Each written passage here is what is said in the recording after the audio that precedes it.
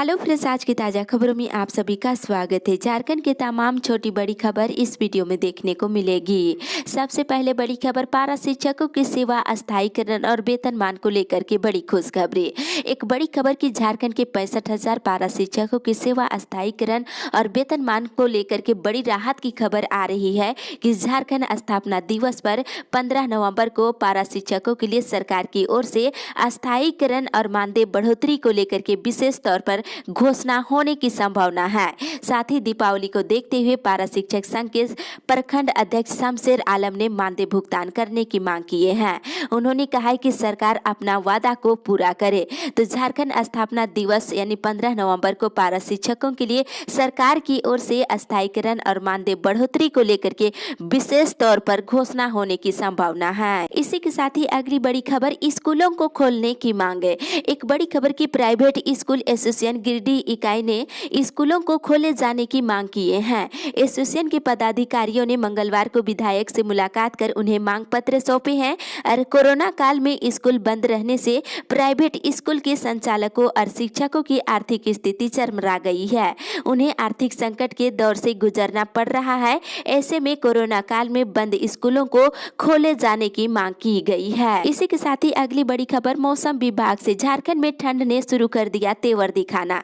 झारखंड में ठंड तेवर दिखाना शुरू कर दिया है। मौसम विभाग की माने तो अगले 3-4 दिनों तक रांची के अलावा जामताड़ा, रामगढ़, लोहरदगा, गुमला जिले में ठंड बढ़ जाएगी। मौसम विभाग के अनुसार मानसून की वापसी के बाद हवा का रुख बदल गया है। इसके बाद हवा में नमी आ गई है। यही कारण है कि झारखंड के करीब करीब सभी जिलों का न्यूनतम तापमान सामान्य से नीचे चला गया है। हालांकि मौसम विभाग ने बताया है कि अगले 3 से 4 दिनों में लगातार 2 से 3 डिग्री न्यूनतम तापमान में इजाफा होगा। इस दौरान आसमान साफ रहेगा, मौसम शुष्क बना रहेगा। सुबह और देर रात में रांची और आसपास के इलाकों में कोहरा होने लगा है और सुबह शाम कनकनी बढ़ने से हृदय रोगियों की संख्या बढ़ती जा रही है। वहीं सर्दी और जुकाम से पीड़ित होकर लोग अस्पताल पहुंचने लगे हैं। दरअसल इस साल नवंबर महीने से ही ठंड अत्यधिक बढ़ गई है। इसी के साथ ही अगली बड़ी खबर, झारखंड कोरोना अपडेट्स मिले 252 नए मरीज, 5 और की मौत है।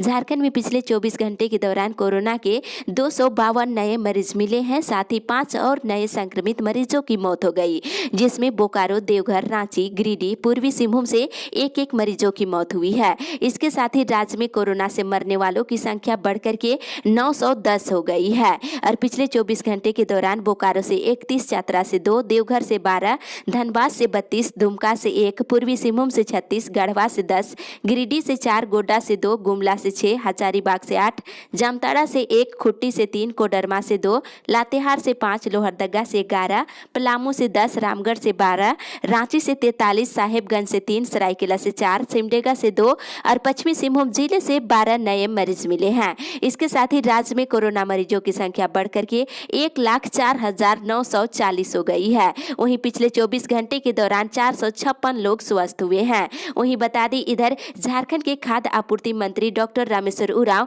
कोरोना पॉजिटिव पाए गए हैं। एहतियात के तौर पर मेडिका शिफ्ट हुए हैं। इस बात की पुष्टि श्री उरांव खुद ट्वीट कर दी है। इसी के साथ ही अगली बड़ी खबर, सार्वजनिक जगहों पर पटाखा जलाने पर रोक। एक बड़ी खबर की झारखंड सरकार ने दीपावली, काली पूजा के लिए मंगलवार को दिशा निर्देश जारी कर दिया है। दुर्गा पूजा की तरह ही इन त्योहारों को मनाने की सशर्त अनुमति दी गई है। दीपावली के दिन सार्वजनिक स्थानों पर पटाखे नहीं फोड़े जा सकेंगे और निजी स्थान पर पटाखे फोड़ने के लिए एनजीटी के आदेश के आलोक में अलग से दिशा निर्देश जारी होंगे। काली पूजा मंदिरों और निजी तौर पर घरों के अलावा छोटे पंडालों में मनाई जा सकेगी, लेकिन पंडाल के अंदर आम लोगों को प्रवेश नहीं मिलेगा। लोग बाहर से मास्क लगाकर सामाजिक दूरी रखते हुए दर्शन कर सकते हैं। छठ पूजा के लिए अलग से सरकार दिशा निर्देश जारी करेगी और दिशा निर्देशों का उल्लंघन करने वालों के खिलाफ आपदा प्रबंधन कानून के तहत कार्रवाई की जाएगी। इसी के साथ ही अगली बड़ी खबर, हजारीबाग रोड स्टेशन पर रुकेगी पुरुषोत्तम एक्सप्रेस। यात्रियों के लिए एक राहत भरी खबर की एक लंबे समय के बाद हजारीबाग रोड स्टेशन पर पुनः एक बार फिर से पूरी नई दिल्ली पुरुषोत्तम एक्सप्रेस का ठहराव हजारीबाग रोड स्टेशन पर होने की उम्मीद जगी है। इस संदर्भ में झारखंड सरकार के ट्रांसपोर्ट विभाग के सचिव ने रेल प्रबंधन रांची को पत्र लिखते हुए पुरुषोत्तम एक्सप्रेस ट्रेन का ठहराव हजारीबाग रोड स्टेशन समेत पहले की भांति सभी स्टेशन में ठहराव सुनिश्चित करने का निर्देश दिया है। साथ ही पुरुषोत्तम ट्रेन के अलावा अन्य सभी 16 जोड़ी ट्रेनों का ठहराव जिनका झारखंड सरकार के आग्रह पर झारखंड के स्टेशनों में ठहराव बंद कर दिया गया था, उन्हें चालू करने का निर्देश रेलवे बोर्ड को झारखंड सरकार के सचिव के द्वारा दिया गया है, जिससे लोगों के बीच उम्मीदें जगने लगी है कि रेलवे के माध्यम से अब सुगमता पूर्वक बड़े बड़े शहरों से यात्राएं संभव हो पाएगी। इसी के साथ ही अगली बड़ी खबर, छठ के बाद जारी होगा मॉडल प्रश्न पत्र। एक बड़ी खबर की संशोधित सिलेबस जारी होने के बाद अब जैक मॉडल प्रश्न पत्र जारी करने में जुट गई है। छठ के बाद मॉडल प्रश्न पत्र जारी कर दिया जाएगा।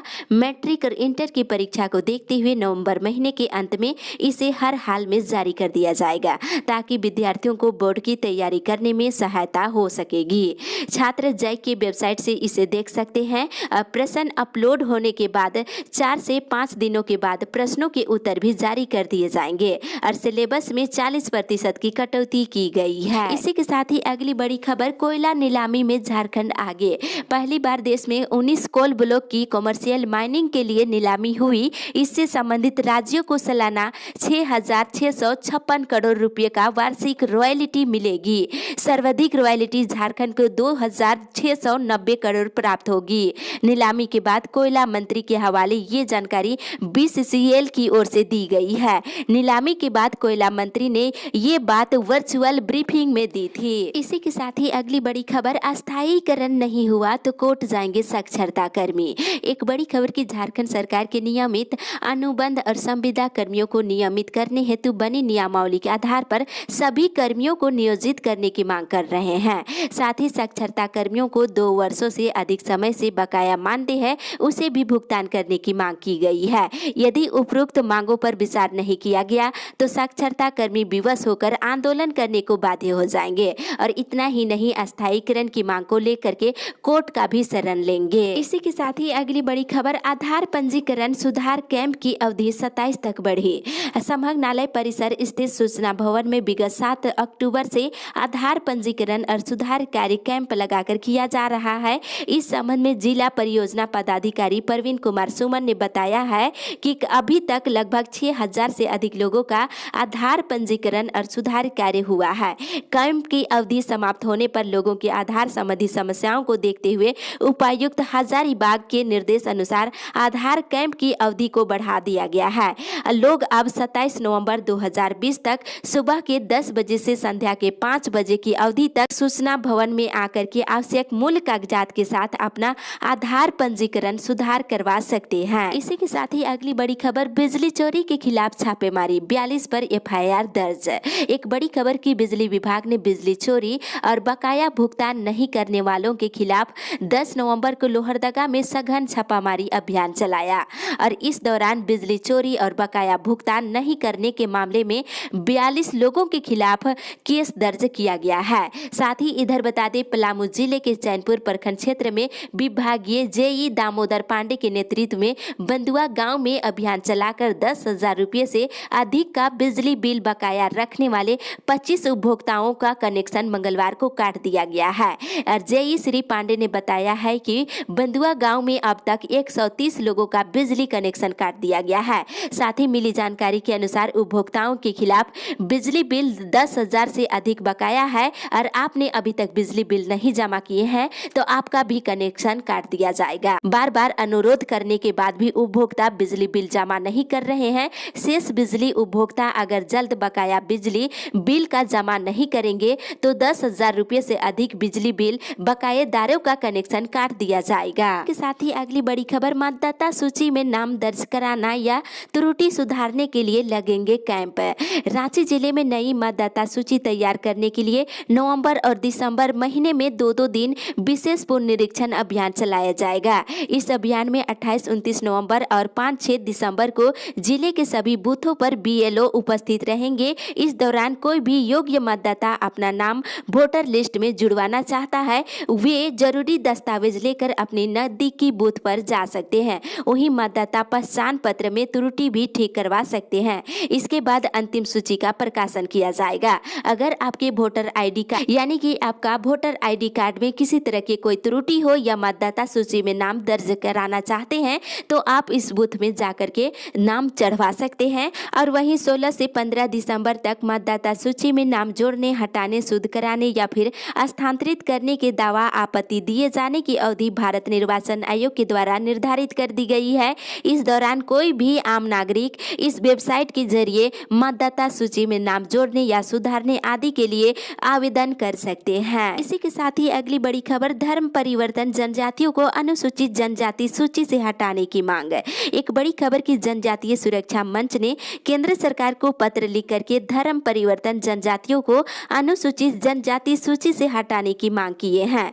मंच के राष्ट्रीय संयोजक ने मंगलवार को राष्ट्रपति और प्रधानमंत्री को अलग अलग ज्ञापन उपायुक्त के माध्यम से सौंपे हैं। सौंपे गए ज्ञापन में धर्म परिवर्तन, जनजातियों को अनुसूचित जनजाति सूची से हटाकर उन्हें दिए जाने वाले आरक्षण को समाप्त करने की मांग किए हैं और ज्ञापन में धर्म परिवर्तन, जनजातियों को आरक्षण सुविधा दिए जाने का पुरजोर विरोध किया है। इसके साथ ही अगली बड़ी खबर, बैंक सभी खातों को आधार से जोड़े। एक बड़ी खबर की वित्त मंत्री निर्मला सीतारमण ने मंगलवार को बैंकों से 31 मार्च 2021 तक सभी खातों को संबंधित ग्राहकों की आधार संख्या से जोड़ने का काम सुनिश्चित करने को कहा है। उन्होंने कहा है कि वित्तीय समावेश की कहानी अभी पूरा नहीं हुआ है, अभी इसे आगे बढ़ाना बाकी है। कई ऐसे खाते हैं जो अब तक आधार से नहीं जुड़ा हुआ है।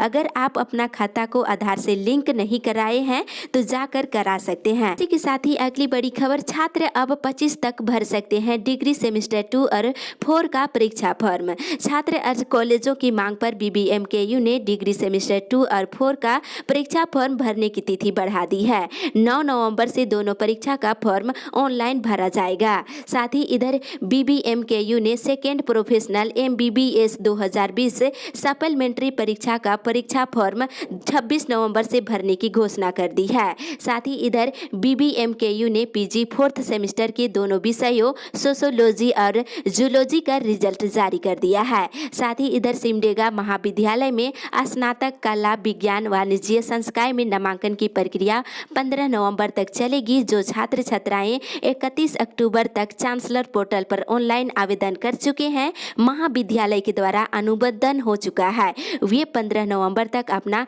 नामांकन आवश्यक कराने का निर्देश दिया गया है। इसी के साथ ही अगली बड़ी खबर, BPSCL मजदूरों ने किया प्रदर्शन। Bokaro power supply company private limited में कार्यरत मजदूरों को 76,000 रुपये बोनस भुगतान की मांग को लेकर BPSCL के कर्मी 14 दिनों से आंदोलन कर रहे हैं।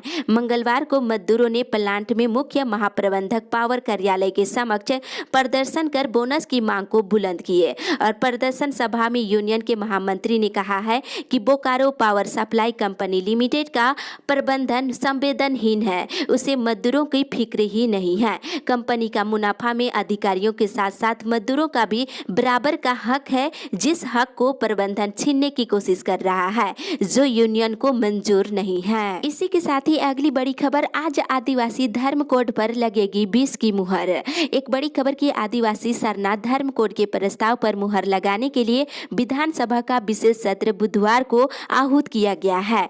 राज्य गठन के बाद आदिवासी धर्म कोड को लेकर पहली बार विशेष सत्र आयोजित किया जा रहा है। सत्र में पक्ष और विपक्ष के विधायक इस मुद्दे पर अपनी राय देंगे और सरकार के प्रस्ताव पर अपना पक्ष बताएंगे। विशेष सत्र को लेकर तैयारी पूरी कर ली गई है। कोरोना के मद्देनजर विधानसभा के अध्यक्ष ने गाइडलाइन का पालन करने का निर्देश दिया है। आदिवासियों के अलग धर्म कोड के लिए इस विशेष सत्र में बैठक बुलाया गया है। खबर, दुमका बेरमो सीट पर यूपीए का कब्जा। एक बड़ी खबर की राज्य की 2 सीटों पर हुए उपचुनाव में यूपीए गठबंधन की जय जय रही और दुमका बेरमो दोनों ही सीटों पर 2019 के विधानसभा चुनाव की तरह यूपीए का कब्जा बरकरार रहा। दुमका में झामुमो प्रत्याशी बसंत सोरेन ने भाजपा की लुइस मरांडी को 6,842 वोटों से हराया।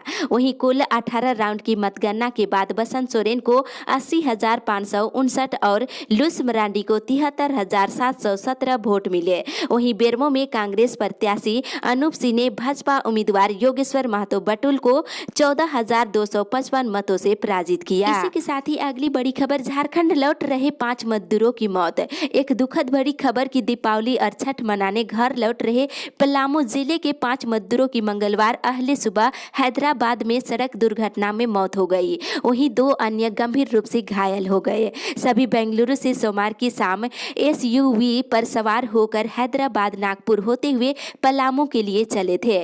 उनके साथ 2 अन्य लोग उत्तर प्रदेश के भी थे, जिसमें से एक की मौत हो गई। आपको बता दें, इधर मृतक और घायलों के परिजनों ने बताया है कि स्थानीय स्तर पर काम नहीं मिलने के कारण सभी 3 महीने पहले बेंगलुरु काम करने के लिए गए थे।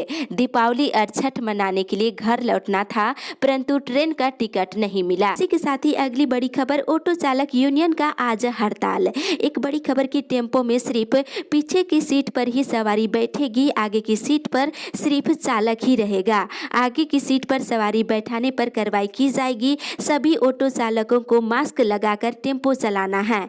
बिना मास्क ऑटो चलाते पकड़े जाते हैं तो कानूनी कार्रवाई की जाएगी। पैसेंजर कम बैठाने और भाड़ा के मुद्दे पर रांची जिला ऑटो चालक यूनियन ने बुधवार को ऑटो परिचालन बंद रखने का निर्णय लिया है। यूनियन के अध्यक्ष अर्जुन यादव ने कहा है कि हम लोग परिवहन विभाग के आदेश का पूरी तरह पालन करेंगे, लेकिन 3 सवारी के हिसाब से भाड़ा भी निर्धारित होना चाहिए। इसी के साथ ही अगली बड़ी खबर, जरूरतमंदों के बीच तुरंत कंबल बांटे। एक बड़ी खबर की पलामू का पारा रात में 13 डिग्री सेल्सियस से नीचे गिर जा रहा है। ठंड बढ़ने से खासकर अभाव में जी रहे लोगों की परेशानी बढ़ गई है। उपायुक्त शशि रंजन ने सोमवार को संभागनालय में संबोधित करते हुए ये जानकारी दिए हैं कि अंचल पदाधिकारी और बीडीओ को जरूरतमंदों के बीच कंबल का वितरण सुनिश्चित करने के लिए निर्देश दिए हैं। साथ ही सार्वजनिक जगहों पर अलाव की व्यवस्था करने का निर्देश दिए हैं। तो इस अपडेट में बस इतना ही। आगे की खबर के लिए आप हमारे साथ बने रहें।